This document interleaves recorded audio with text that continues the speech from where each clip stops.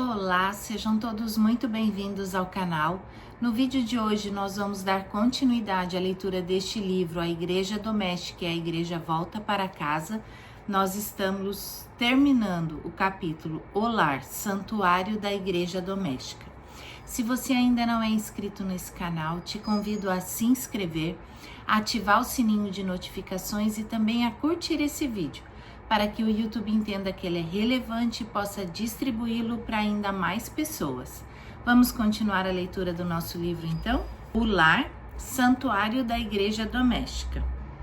A nossa casa, o santuário, a mesa, o altar. Para acontecer esse mistério, é necessário ter um relacionamento íntimo com Deus, em oração e conhecimento de sua palavra. Este valor de cuidar bem da família recai mais sobre a responsabilidade da mulher como esposa e mãe. Deus, com sua sabedoria, habilitou a mulher com esse jeito peculiar de fazer o melhor para que a casa nunca fique desordenada. Assim, todas as coisas de que a família precisa estão em ordem e fáceis de serem encontradas. Em toda a Escritura, vemos que Deus conferiu dignidade e santidade à instituição do lar. O Altíssimo estabeleceu a primeira família no Jardim do Éden e deu a Eva instruções claras sobre seus projetos para o casamento e a família. É significativo que Deus tenha colocado a família em ordem antes de dar a lei e antes de enviar seu filho para a cruz. O Senhor até escolheu a relação do casamento para representar nosso relacionamento com Ele. O lar é onde nosso coração é formado. Não importa o quanto tentamos basear a vida em algo mais como esportes, educação, segurança, economia ou até igreja. Não podemos mudar a realidade de que todo o desenvolvimento físico, emocional e espiritual do ser humano começa em casa. Se o lar é onde nosso coração é formado, então a mesa é o local onde nosso coração está conectado.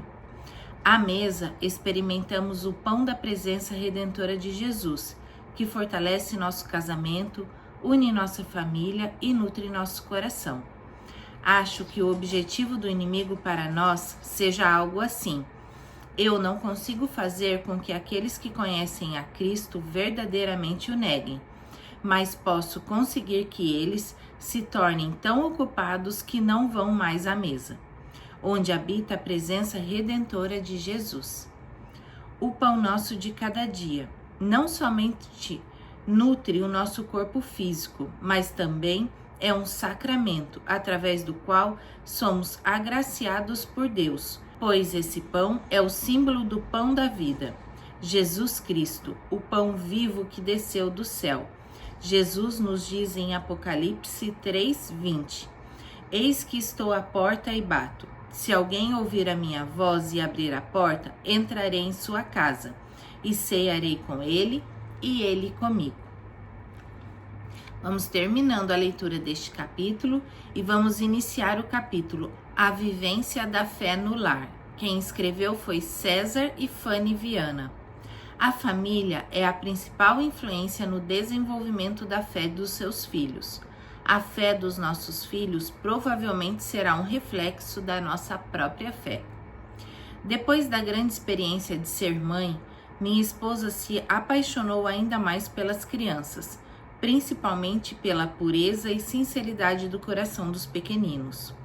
As palavras de Jesus citadas em Lucas 18, 16 e 17, deixai vir a mim os pequeninos, e não os impeçais, porque dos tais é o reino de Deus. Em verdade vos digo que qualquer que não receber o reino de Deus como uma criança, não entrará nele. Ganharão um novo significado após a maternidade. No anseio de instruir a criança desde cedo no caminho que deve andar, ela começou a se envolver com o ministério infantil, com o principal objetivo de auxiliar o corpo de Cristo a evangelizar e discipular as nossas próprias filhas. Mas, à medida que foi se envolvendo, percebeu que existiam muitas crianças além da nossa casa e entendemos claramente que o ID de Jesus se aplicava às crianças também. Afinal, a ordem é: ide por todo o mundo e pregai o evangelho a toda criatura. Marcos 16:15. Isso inclui as crianças. Prontamente ela começou a se dedicar a esse ministério tão envolvente, criativo, dinâmico e alegre, fazendo cursos, participando de palestras, estudando a Bíblia, preparando aulas e datas comemorativas, enfim, o lema era: no amor de Jesus e pela salvação das crianças. Empolgante, não? Afinal, o resultado é praticamente imediato, uma vez que as crianças são puras de coração e recebem com alegria a palavra de Deus, sem ressalvas, sem traumas, sem reservas. Mas, um dia fomos impactados por uma estatística relatada em uma conferência de que participamos. 50 a 70% das crianças que crescem na igreja se afastam de Jesus quando entram na universidade. Outra estatística norte-americana afirma que 90% das crianças ativas nos grupos de jovens do ensino médio deixam de frequentar a igreja até o segundo ano da universidade. 1/3 jamais volta à igreja. Ficamos atordoados com essa realidade. Pensamos nas nossas crianças e refletimos: será que estamos fazendo um bom trabalho? Será que os resultados que alcançamos hoje permanecerão no futuro? Será que as lições que são ensinadas todos os domingos nas salinhas serão suficientes para manter a fé dessas crianças por toda a sua vida? Nossa aula é muito curta, 1 hora por semana, o que representa apenas 0,59% do tempo semanal de uma criança.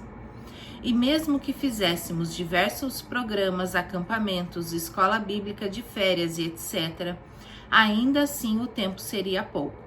O que fazer para consolidar os ensinamentos a ponto de nossas crianças saberem dar a razão da sua fé por toda a sua existência? Um pouco da nossa história. Tanto eu como minha esposa viemos de uma família cristã. Meus pais, ainda hoje pastores ativos na obra do Senhor, sempre me deram o exemplo de que nossa principal missão aqui na Terra é servir ao Senhor Jesus. Desde pequeno, me envolvi nos trabalhos das igrejas pelas quais passamos. Graças a Deus, meus pais sempre criaram seus 2 filhos nos caminhos do Senhor, e até hoje nele permanecemos. Mas também passamos por muitos desafios. Não foi fácil para eles trabalhar, pastorear e ao mesmo tempo criar seus filhos. Os avós da Fanny, Antônio e Neide, ensinaram os caminhos do Senhor com maestria para seus 7 filhos, 13 netos e 4 bisnetos. Na época em que seus filhos eram pequenos, não existia literatura tão extensa, nem cursos sobre criação de filhos e as escolas bíblicas dominicais. Provavelmente não eram tão estruturadas e não tinham tantos recursos audiovisuais e didáticos como temos hoje. Mas sua descendência hoje serve ao Senhor com alegria em suas respectivas igrejas. Qual é o segredo? Lembro da sua avó contando que na época eles não tinham carro para transportar toda a família e era necessário pegar 2 ônibus para chegar em sua igreja no Rio de Janeiro. E além dos cultos semanais aos domingos, a família frequentava a igreja pela manhã e à noite. O que motivava essa família a superar todos os obstáculos para congregar em uma comunidade cristã é o que marcou o coração dessas crianças a ponto de permanecerem inabaláveis na fé, mesmo diante de tantas ofertas do mundo. A resposta pode estar na vivência da fé no lar. O livro A Fé Começa em Casa, de Mark Holman, traz o resultado de uma pesquisa referente às influências religiosas mais relevantes para jovens das principais congregações protestantes dos Estados Unidos. De acordo com a pesquisa, a influência religiosa mais importante para jovens cristãos é a mãe, seguida pelo pai, depois pelos avós, amigos e irmãos. O pastor, líder de grupo de jovens e programas da igreja, apareceram mais no final da lista. Isso quer dizer que os pais, entre parênteses, a família, são a principal influência no desenvolvimento da fé de seus filhos. Foi constatado que, se uma criança não estiver recebendo educação cristã em casa, até mesmo os melhores professores e planos de ensino terão impacto mínimo. A exposição à fé, uma vez por semana, simplesmente não podem competir com a prática diária no que diz respeito à formação pessoal. Foi assim que percebemos que a fé era vivenciada no dia a dia, na casa dos nossos pais e avós, nas conversas no cafezinho do final da tarde, na hora da oração antes das refeições, na ajuda às famílias necessitadas, na hospitalidade, nos cultos familiares, no hábito da leitura de livros cristãos, nos sonhos e revelações, nos testemunhos de livramentos e bênçãos. Falava-se da fé, respirava-se fé, vivia-se a fé. Esse é o segredo. A fé começa em casa.